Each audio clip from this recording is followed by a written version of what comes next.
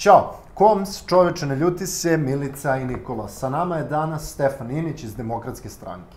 Sa Stefanom smo razgovarali o zapošljavanju, o obrazovanju mladih, ali i načinima na koje mladi zapravo izražavaju svoje nezadovoljstvo, protestima i drugim mehanizmima aktivnog učešća mladih.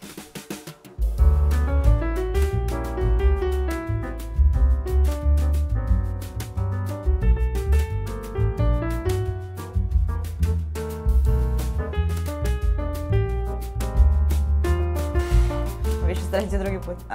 Evo ga. Kako da ne pomisli čovjek to je to. Namerno rađeno. Šta ti plaće? Pa crveni. Dobro. Ovo nećemo šalim se. Znači nema zime.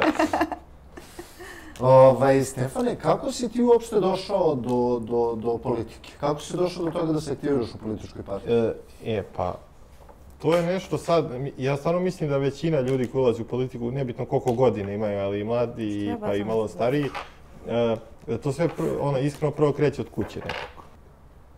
Tako sam evo ga. Ajmo sad, 4. Pa ćete da me pojede. I tako sam došao do 18. godine, a to je bilo upravo 2012. kada se mijenjala vlast i to sve i ja sam u maju mjesecu još bio maloletan kad su bili oni izbori, a u oktobru sam napunio 18 godina i tad sam već znao ovo je nešto što mene... Jednom sam... Pa keca si dobio, ali izašao si. Aha, dobro, keca samo jednom, da. To, izviti. Da nam se zbunio. Posle bude žuti kradu. Da. I onda sam, u oktobru rešio to je to, Demokratska stranka je nešto da ja sebe prepoznajem, prvenstveno zbog nekih ideja koje zastupaju, 3, 4, 5, 6, ajmo sad, ali nekako i zbog samog istorijata, nekako sam naišao, mogao se poistovetim sa Demokratskom strankom i eto me, i dan danas, 10 godina skoro kasnije, tu sam. Da, dobro, to je neka ovako tvoja priča. Generalno, šta misliš da mlade danas motiviše i da li ih nešto motiviše da ulaze u politiku? Šta ih to zapravo pokrene?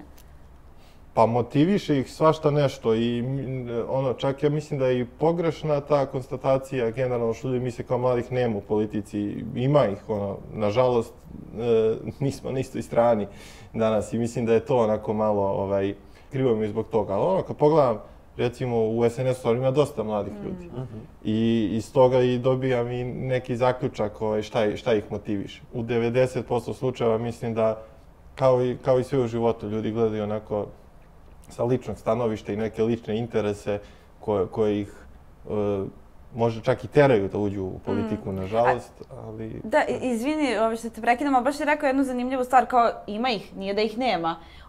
Ima vas, jel tako, koji ste aktivni u političkim partijama, a jesu li mladi u partijama zapravo dovoljno vidljivi? Da li mi onda imamo pravu sliku tih mladih koji možda nude neke nove stvari? Pa generalno, da li su vidljivi, nisu, naravno, ali sad ja nisam čak ni siguran u potpunosti da li je to samo zato što neke starije kolege ne dozvoljavaju mladim ljudima da postanu vidljivi ili zato što su mladi ljudi jednostavno prihvatili od starta tu neku tradicionalističku mantru polako, idemo korak po korak, kao i za sve u životu, i u porodici mlad čovjek nije neko ko kad si dijete, pa roditelji odlučuju o većini stvari. Nažalost, ne kažem da je to u porodici loše, naravno, treba prvo da se dijete i vaspita, da sazri, ali u politici već ulazimo svi kao do nekle formirani ljudi i mislim da tu treba da se prekine sa tom mantrom da moraš da slušaš sve šta ti stariji ljudi kažu, da moraš jednostavno da budeš, što se kaže, miran i poslušan. I to je problem koji, naravno, da će stariji nametati u politici. Ne mislim konkretno sada na nekog pojedinca ili na bilo koju stranku, nego jednostavno sistem je tako uspostavljen, ali mladi ljudi, valjda, ako već ulaze aktivno se bave politikom, jedan od prvih ciljeva treba i to da im bude, da te stvari menjaju prvo u svojim organizacijama, a kasnije i na nivou celog društva. Ja stvarno mislim da biti mlad ne znači da nisi dovoljno stručan za nešto. Tako da mladi su sadašnjost po meni, moraju da budu. Mislim, nisu, nažalost, sadašnjost u ovoj državi, ali bi morali da budu. I to je ono, moj vrhunac mog zalaganja jeste da ne mora niko da me pita koliko imam godina kad treba da uzmem nešto da radim. Jer mi je totalno irelevantno. Poznajem ono ljude od stvarno 22, 3, 5, 7 godina koji znaju mnogo više nego što bi bilo ko mogao da poveruje da znaju. Ja nekad osjećam ono da su mladi ljudi u ovoj zemlji kao Kurdi, recimo. Znači, mi smo neka grupacija koja nema svoju državu, faktički. Odnosno, mi imamo državu, ali... Mladi su kao Kurdi. Da, ali... Pa ne, ali bukvalno tako nas doživljavam, znaš. Mi smo tu, postojimo, a kao da ne postojimo. Nekada ni sami za sebe, ali nažalost nikada od strane države. Oni nas ne prepoznaju. Zašto? Zato što ili nas doživljavaju kao nebitne u tom smislu donošenja odluka da ćemo mi sada svojim glasovima moći da utičemo na neke ozbiljne rezultate. S druge strane, niko ne voli, nažalost, da pruži priliku mladom čoveku da se prikaže. Mi ovde patimo od sujete koja je neverovatna. Znaš, i sad ako si ti pametna i nešto znaš da radiš, ti nisi neko ko pomaže ovoj državi, nego si ti neko ko je neprijatelj onih koji vode ovu državu, zato što, pazi, ova zna, ova nije naivna, može... Oni odmah kreću sa tom pretpostavkom da ako ti nešto znaš, da ti to hoćeš da iskoristiš samo da bi njih zamenila na njihovom mestu. Na konto toga, nešto što sam primetio u suštini, kada god smo imali situaciju da su se mladi ljudi ozbiljno pobunili... Kako smo opet na isto platformu? Kao i uvek. Mi smo inače jedan mozak, samo je to... U dva tela. U svakom slučaju, kad god su se mladi nešto pobunili, i u tim julskim demonstracijama, i oko blokada, kao zahtevi su ispunjeni. Da. A uporno se priča o tome kao, ma neka mladih sa strane, ne treba da se uključuju u politiku. A to povezano. politički su, ne zanima i... Da, pa... Mislim, jer su taj narativ koji se stvara, mladi se i ne pitaju, a i neće da se pitaju. I s druge strane, kad pokušaju da se pitaju, ispunjava im se. Koliko je to povezano? Pa nekom je dobro da se mladi ne pitaju i da što manje traže bilo šta. To je, nažalost, kod nas postalo normalno od najmlađih dana. Ne sad samo u politici kao u politici, nego ima i roditelja koji su srećni kad im dete u prodavnici ne traži čokoladicu. Kad uđe kao, dobro je, danas sam uspeo, nije mi napakova račun. Tako je i u politici generalno. I slažem se sa tim, neko me zvao kad su bili oni protesti izbacivanja, pošto sam ja u tom trenutku živeo u Studenjaku, baš kada su krenuli ti protesti. U stvari, tad je negde malo više javnost za tebe i čulo, kad je krenula ta priča oko Studenjaka. Da, generalno da. Mislim, nažalost, doveli smo se u situaciju da sami tim što sam predstavnik političke organizacije, odnosno njen član, da kao, ovo je Demokratska stranka uradila, Đilas, Lutovac mu rekli ovo, nije uopšte bilo tako, mislim, to što se desilo tog dana jeste, ja sam sa devojkom sedeo u sobi u Studenjaku, zove me majka i kaže, sad bio na televiziji, da ne kažem kako ga je nazvala, i kao, vi sutra ujutro opet morate se seliti iz Studenjaka. Rekao, ja više da se selim neću, mislim, to je opet ta priča, kao pleme nas, znaš, razvlači. Idi sad kući, pa se vrati, pa Pritom pandemija je u jeku, izlaziš iz centra gde su mladi, gde su nekada i žurke, i druženja, i sve, opasna je situacija. Nije uopšte, da, prvenstveno zbog tih medicinskih razloga, a i zbog tog nekog stava da nas stvarno prave budalama. Zato što je 2 nedelje pre toga su bili izbori, mislim, ako se može nazvati izborima, i kao tad je sve bilo super, čim su prošli izbori, ajde sad opet ćemo da selimo iz Studenjaka, šta ih briga, šta nas briga za njih. I onda ja sam stvarno bio izrevoltiran, izašao na terasu tu i čujem pored, znači, Docimer, što se kaže, da je on dečko na terasi, izašao, zapalio cigaru, trese se čovjek od nervoze, rekao, ovo ne može ovako, ajde da pozovemo ljude, i bukvalno sam na grupi Studenjaka, pošto ima interna Facebook grupa, i kao koliko je bilo sati, 8:15 uveče, kao u 9 uveče da se okupimo na krugu, tamo da vidimo šta ćemo. I ja, nažalost, mislim, na sreću se ispostavilo, ali sam prvo mislio kao, dobro, bit će nas 20, 30, kao i uvek kad se budimo za nešto, međutim, izgleda da u tom trenutku, kad su ljudi osjetili... Svima do sada. Da, pa ne, na svojoj koži kad osjetiš direktno da te neko ugnjetava, onda nije te ni strah kad vidiš i drugi, sve, tako da je na kraju ispalo, ne znam, bilo više hiljada studenta u tom trenutku, ne i studenjaka, ali bilo iz drugih domova i to, i što je najbitnije,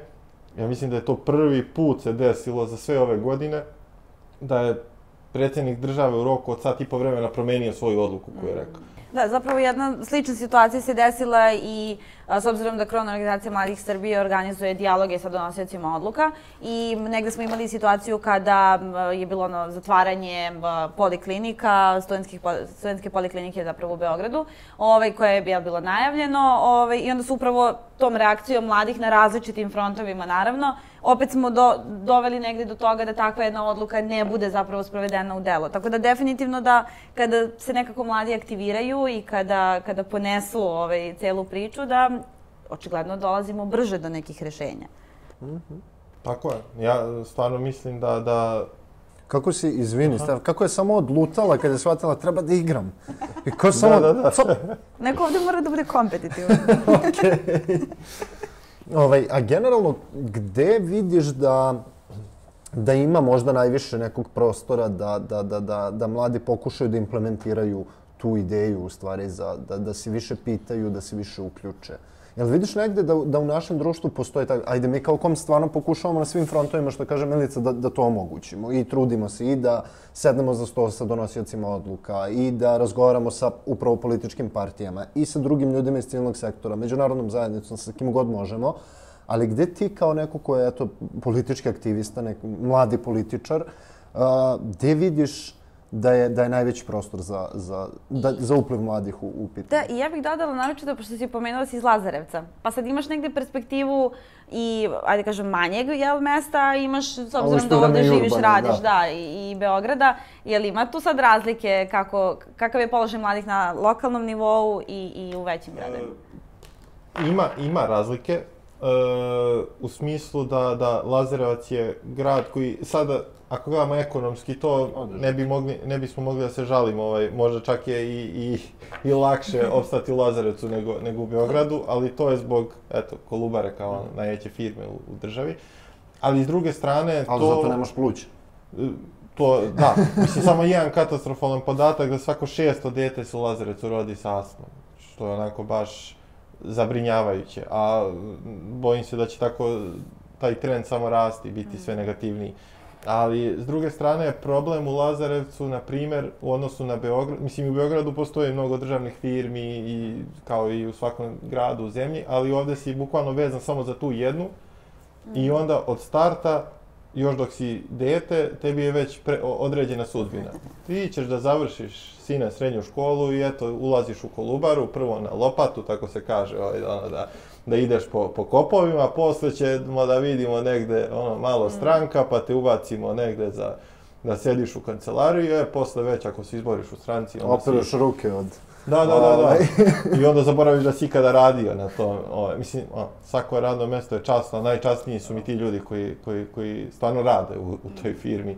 Ali je to generalno problem što tebi cijela ta okolina seče ti krila, bukvalno, da nemaš ti šta razmišljaš o svojoj budućnosti i šta bi ti voleo da radiš.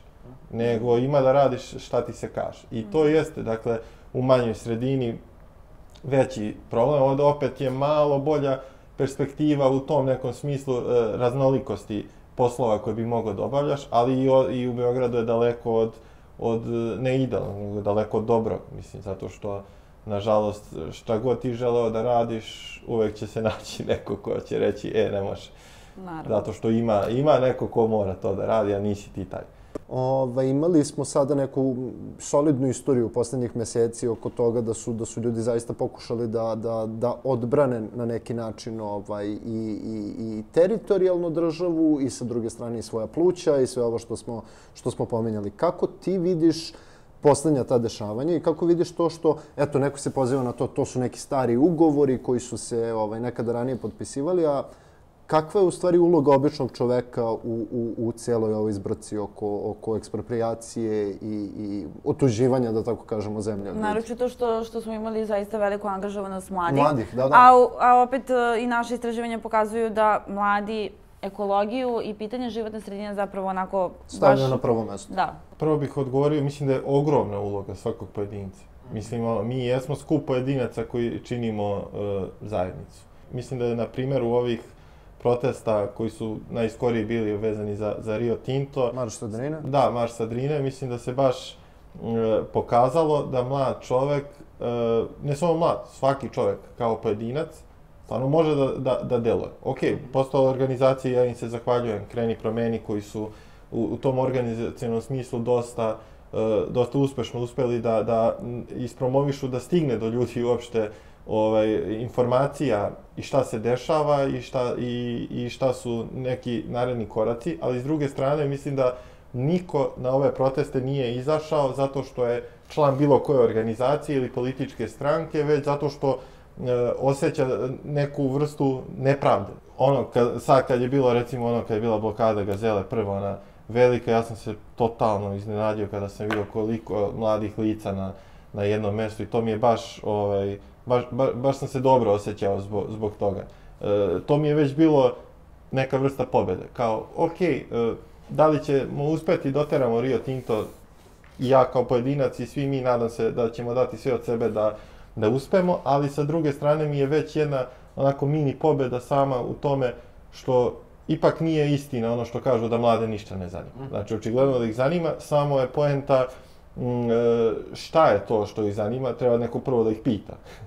A kako smo uopšte došli do toga da, eto, mislim, znamo kako smo došli, nažalost, od 80. godina na ovamo se negde kreira i javni narativ oko problema ekoloških, da ne upotrebim neki grublji izraz, ali kako se desilo da smo sada odjednom, da je naša generacija se zadesila u trenutku da u roku od godinu dana ili dve mora u isto vreme da brani i vazduh, i vodu, i zemlju? Svi znate, i većina nas ima kuću na selu koja se, od baka i deka, koja se ne održava. Pa kad uđeš u kuću, sve se ruši, puno je prašine, osjeća se vlaga, to je Srbija. Znači, kada godinama ne održavaš kuću, ne vetriš je, ne radiš ništa na njoj, ne stavljaš novu fasadu, ta kuća će krenuti da se ruši.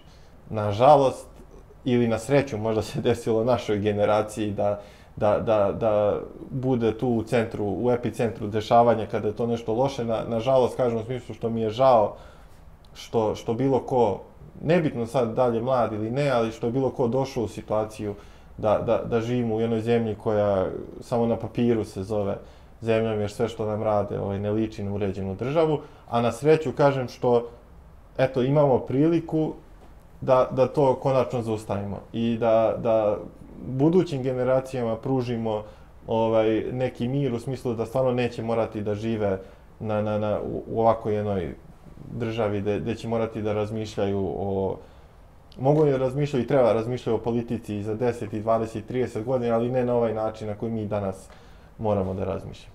I negde, kad god razgovaramo, govorimo o mladima generalno, mladi su vrlo ovako jedna heterogena grupa, s obzirom da je od 15 do 30 godina, različite su potrebe različitih mladih.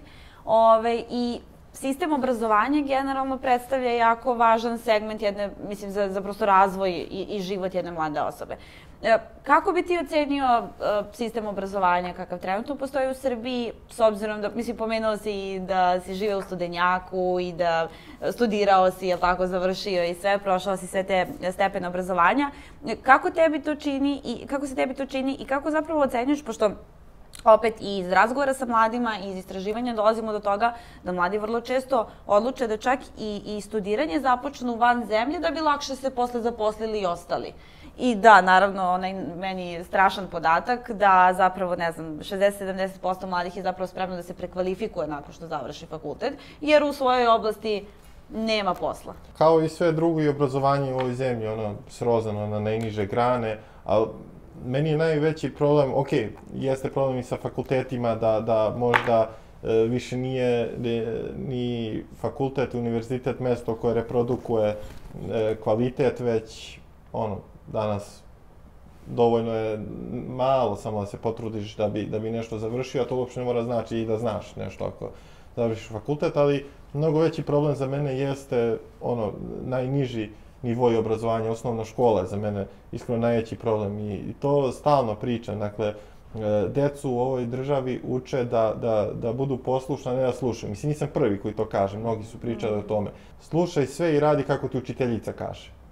I to ne možemo onda previše, ja se nadamo nečemu da ćemo imati razvijeno sutra svijest i o društvu i o zajednici, o politici, ako smo mi predodređeni da zavisimo od toga kakva će nam učiteljica zapasti u osnovnoj školi. Šta je jedno po meni od najbitnijih stvari?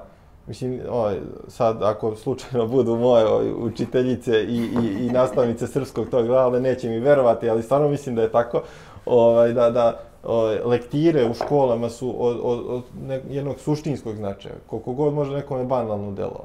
Ali zašto mi nemamo ni jednu ili imamo možda jednu knjigu godišnje koju smo u obavezi da pročitamo u školi, koja potencira da se razmišlja na malo širi način i koja dovodi do toga da... Onaj razvoj kritičkog mišljenja. Da, pa mi nemamo razvoj kritičkog mišljenja.